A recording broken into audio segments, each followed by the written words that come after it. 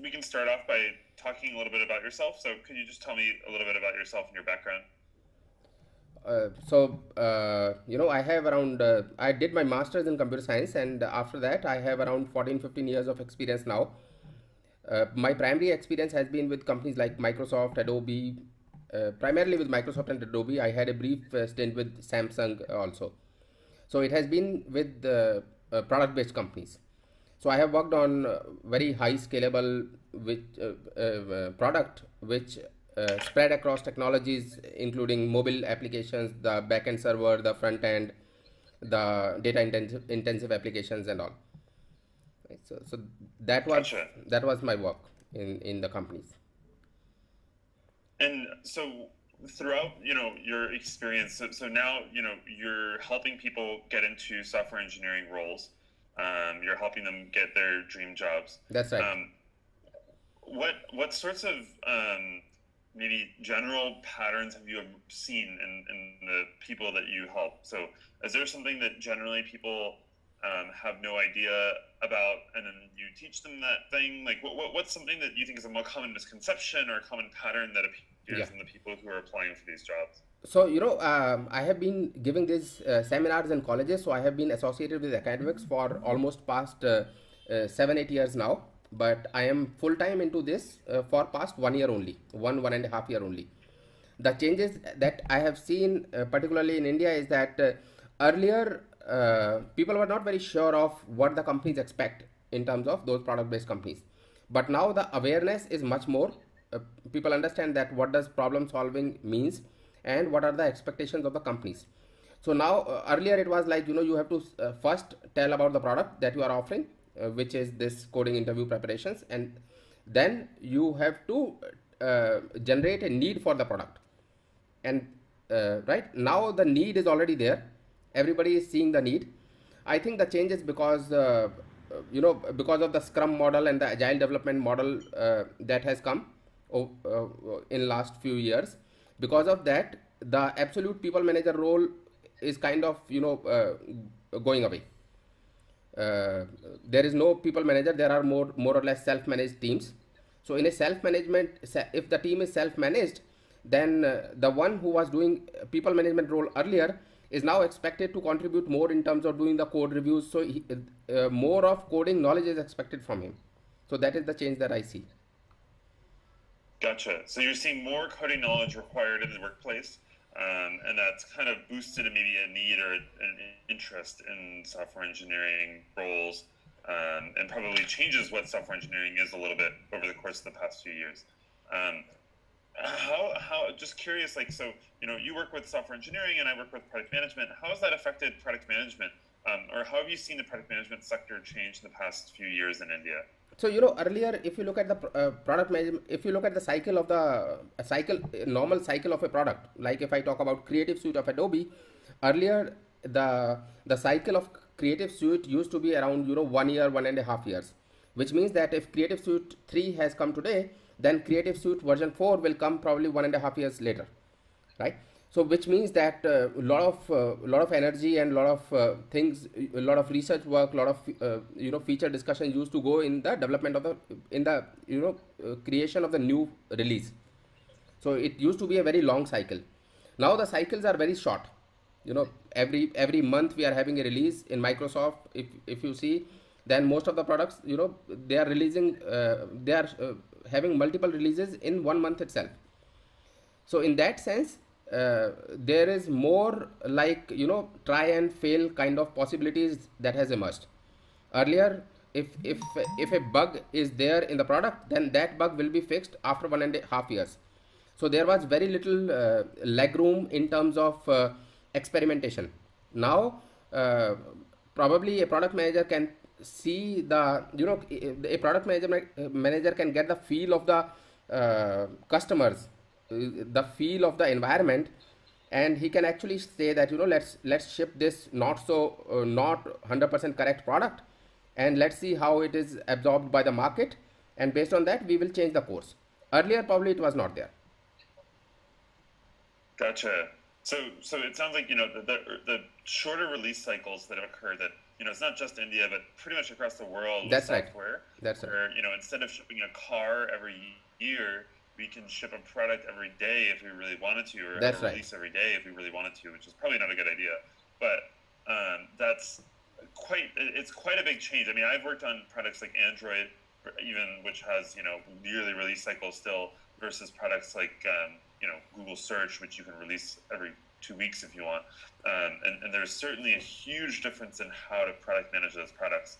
Um, do you think that also has an effect on the software engineering kind of role when you have such short release cycles like that? Yeah, I mean, if we divide the software engineering part, then one part is the development part, another part is the testing part, the quality analysis part, and yet another part is the program management part, which used to kind of gather the requirements and do all those kind of stuff.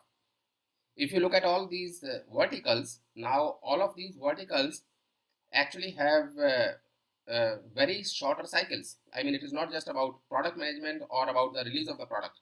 It is also about the quality assurance. Earlier the quality assurance used to be a very long term process. Now the quality assurance is a much shorter process, right? And there are things which we kind of postpone to the next release, and we know that let's go with this kind of bug in the product. So these things have bring a lot of agility in terms of product development. So that agility has also come to engineering. Right? Gotcha. Cool. Um, Okay, so yeah, we're talking a little bit about product management and software engineering, and I think a lot of the people who might be interested in this interview might be people who are college students who are kind of applying to product management and software engineering roles. Do you have any advice for how to decide between a product management and software engineering role if you're considering both? Like, how would you go about thinking about which one you'd be interested in? So when you say college students, I am assuming you are not talking about the MBA college students, because if we are talking about MBA college students, then chances are that those guys already have some experience of the industry. Those guys have already done their graduation. So I consider them more like professionals than like college goers, right? Even if they are doing regular academics, right? Yep. So for those guys, obviously they have much clarity in their mind, so they can probably decide for themselves better, right? What I can probably say talk about is the college students who are doing their graduations in computer science in particular. Is that your focus area? That's exactly right. All right. So for those, I think to get a feel of how probably you are the champion for this, but I think that to get a gist of management, you probably need to have some sense of all all areas. I mean, you need to have some knowledge about the marketing also, some knowledge about sales also, some knowledge about engineering also, some knowledge about QA also. Is that assumption correct about the product management role? Because you should have you should know everything about the product. Eh, Yeah, it really is a role where you have to know a bunch of different aspects of a product and a feature and just different skills, and then you kind of put those things together. Yeah. So for those for that kind of role, I am assuming that a person with some experience of technology or engineering can do a much better role there. So if a person is doing graduation in computer science, then maybe he should spend at least few years in engineering. Maybe he can diversify his role. He can go for quality assurance. He can look into development also. He can look into all different areas, and then probably he can do a planned shift toward product management. So I think product management is not a very theoretical job, right? That's what I believe. What do you say? Yeah, I think you're right. I think at the end of the day, it's really hard to also break into product management jobs when you're a new grad at a university because you don't have the skill set and experience in engineering that's really helpful for product management. So generally, late stage career switches to product management, or even just 2 to 3 year stages switches, I think those are pretty effective. Um, if people really know that they want to do product management, I can tell when people know if they have already researched the role and they've looked up things and they've read books about it already, and That's right. they really like the idea of working with a bunch of different tools and a bunch of different products. I Mhm. think that is a pretty good sign that if you're really already in love with it, then yeah, go ahead and apply for those jobs and try to work hard towards them.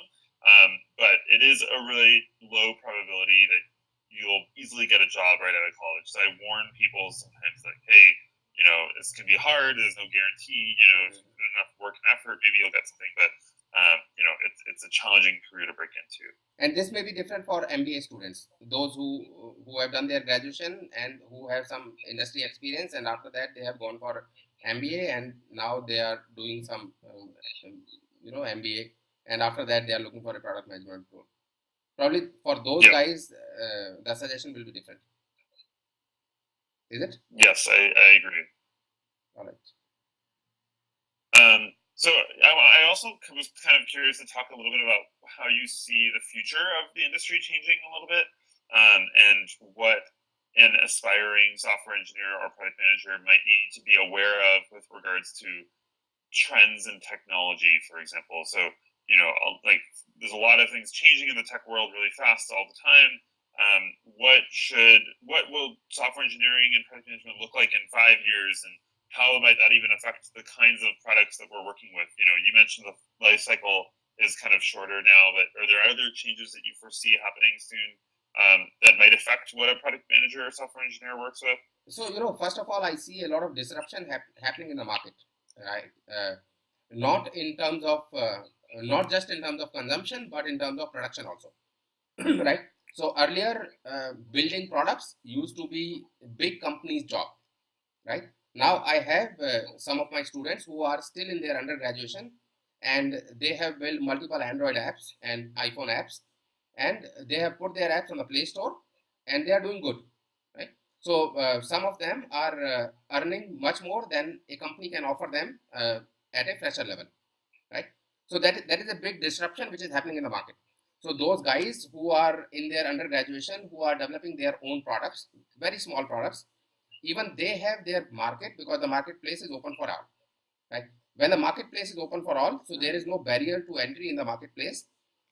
But the problem is that with so many options, the discovery of a good product becomes difficult. So it is going to be really, I think it is going to be tough for bigger companies, because they will be facing a direct competition from somebody working in a garage, or a bunch of students who are working from directly from their college campus, right? So that is one thing which I see. And these college students are wearing multiple hats. They are defining their own products. So they are getting exposed to multiple roles at a much early stage, right? So this is a huge change that I'm seeing when I go to colleges now. Earlier, when I used to go to colleges some 7-8 years back, students used to ask me questions which are very textbook questions, right? Now when I go to these colleges, students ask me questions which are related to startups also, which are related to, so these are much concrete and much mature questions that students come up with. So this is a huge change that is happening. Second is that I see a disruption in the industry also. In industry, for example, Adobe used to have a monolithic product called Photoshop, right? And it was immensely popular. Now Adobe is coming up with very small versions of that Photoshop, which have very lightweight features of the Photoshop in terms of Photoshop elements, and Adobe is building those products, right? So within Adobe itself, uh, there are very small teams which are working like standalone startups, for which Adobe's product management is acting as a venture capitalist. So I see a lot of small teams emerging within the big startups. So those within big companies, so those small teams are actually acting as startups within themselves, and they are getting that space in the industry. So this product management role is getting much more dynamic these days. Earlier, probably it was like define you are working only with your product, and you are facing very less competition. You are facing competition only from your peers. Now you are facing every kind of competition from left, right, and center, and so every product manager has to be much more dynamic now in terms of acquisitions also. Yeah. So if you are working in a big company, so product management manager should keep an eye on, what are the competitions, what are the kind of products that are coming, which all we can acquire, which all we can beat, which all we should, so it's a much more dynamic now environment now. Do you agree Yeah, with that? I absolutely agree with you. Yeah, I think dynamic is really a good word to capture kind of how fast paced the role has been changing. And I think, yeah, that there's even just as a product manager, the number of B2B companies that you deal with as like a product manager to like, you're working with like 50 different startup tools often as a product That's right. manager at a That's right. startup because, you need an analytics thing, you need a and there's so many companies there that are trying to grab your attention and compete, and people in their garage. So yeah, the landscape is certainly much different, I think, than it was a few years, like even a few years ago.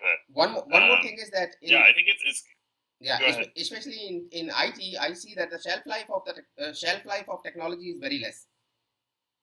Right. So if you say, if you are working in mechanical or in civils or in any other field, then whatever you have learned today will be relevant 10 years from now, right?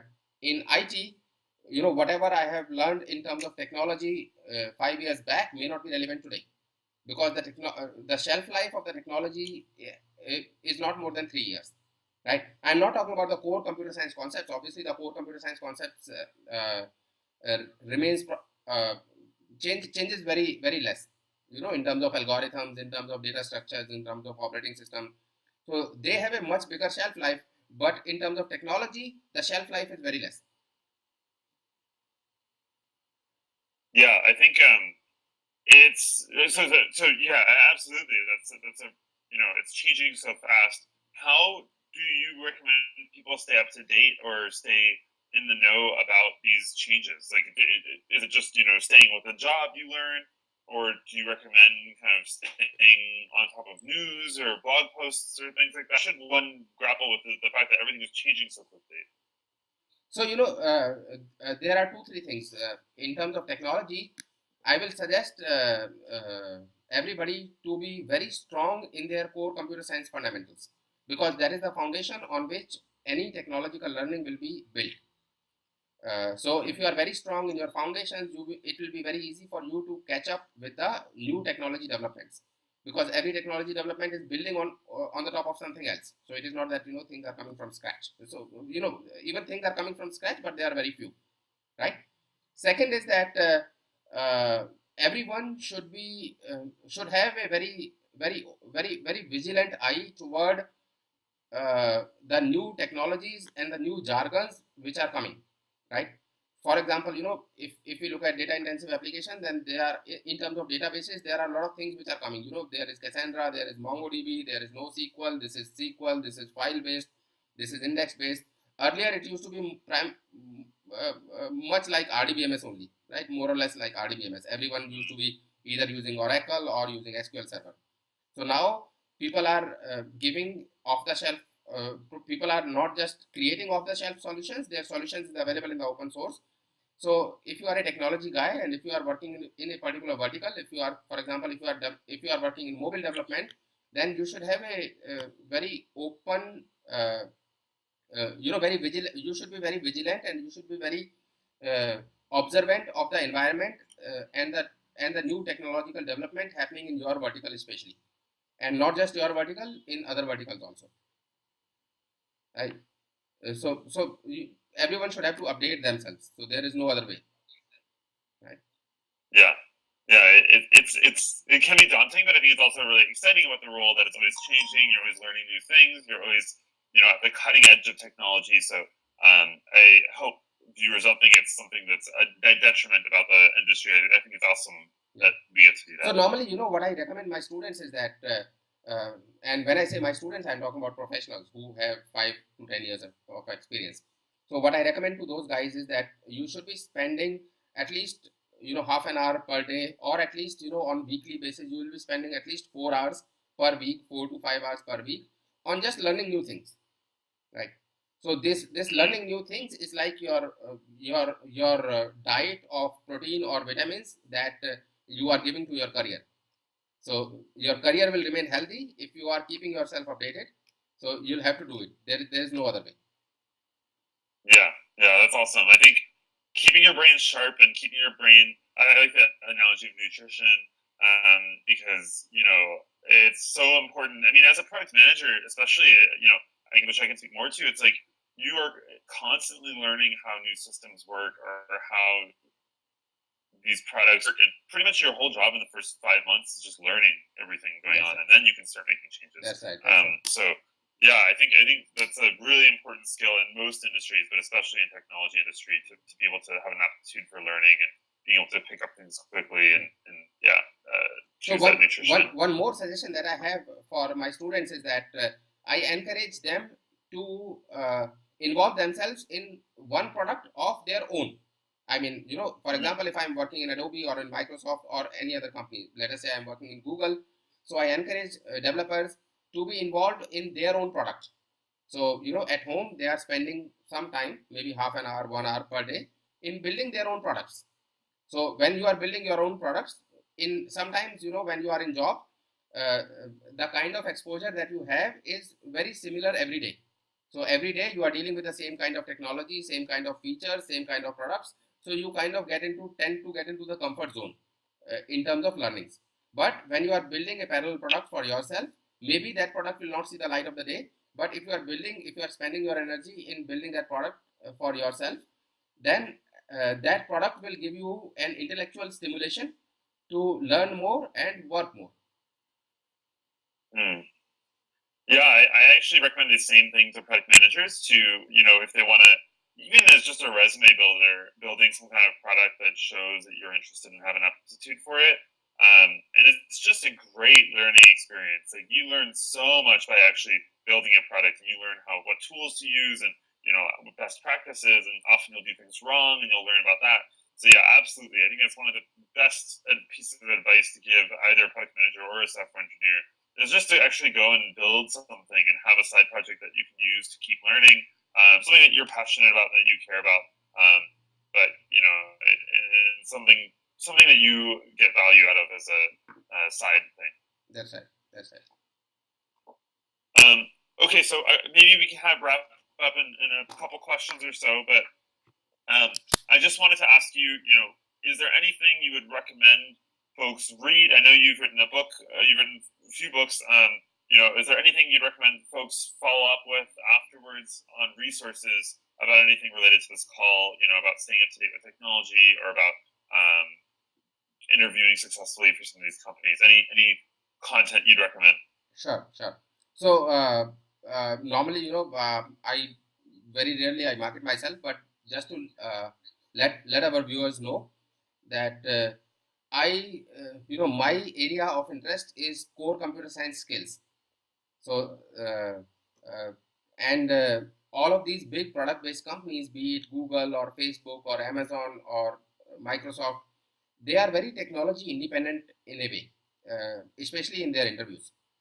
So when I say technology independent, I mean that they focus on your problem solving abilities in technology of your own choice. So they will give you a problem in the interview, and that happens in the real life also in these companies. So they will give you a problem, and you have to solve that problem, and you can use any technology of your choice. It is not that they will say that you have to code it in C++ or in Java. So you can use any technology. So my suggestion is that you should be you should have a very strong hold of all the core fundamentals, right? And those who are even so if you have that strong core fundamental concepts, then even when you learn new technologies, you learn those technologies from ground. For example, if somebody is learning Android development uh, as a technology, then he will probably look for how I can build a hello app, or how I can write these hello app, I can create Android apps like this. But if someone is interested in the core fundamentals, and if he is learning Android technology, then he will be more interested on how this is working in my Android phone has a Linux operating system, I am building on Windows operating system, this app is getting deployed on the Linux operating system, and I am able to debug also. So what is it that is happening in between? So these kind of skills and these kind of meticulous understanding of the details really help you in big way in not just the interviews but during the development also. Syntax, anybody can learn. Plus syntax is not of much more value. Most of the IDEs will suggest you the syntax. Right. So almost all the books that I have written are related to core computer science concepts only. Gotcha. Yeah, I think the core aspect, like, really understanding the fundamentals first is a really important principle in learning in general.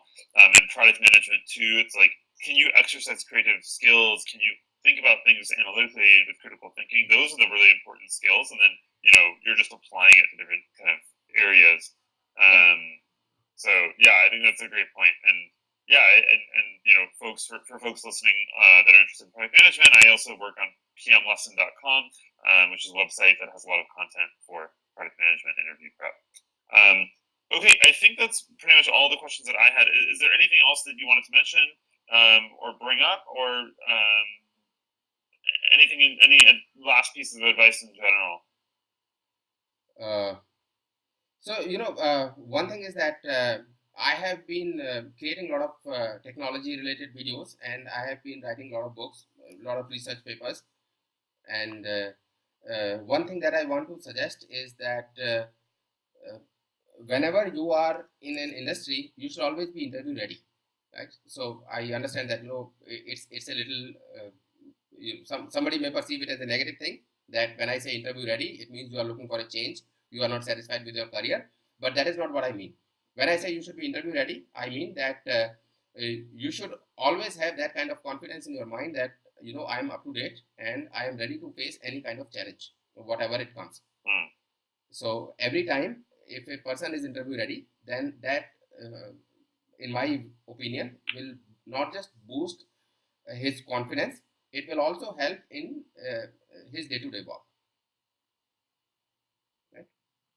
Gotcha. Yeah, I think that's a great principle. Like, everyone should always be interview ready, and I agree. It's not about switching careers. It's just about being sharp and feeling like you're learning still and you're up to date on all the information. So yeah, that's great. It's a great principle. That's right. Cool. Well, thank you so much for the call. Viewers, you can follow more about us, and we'll probably post some content below if you guys want to learn more information. But regardless, it was great to have you guys join us, and it was great to chat with you, Kamal. So yeah, thank you so much, and cool. We'll chat later, hopefully soon. Thank you, Steven. All right. Thanks a lot.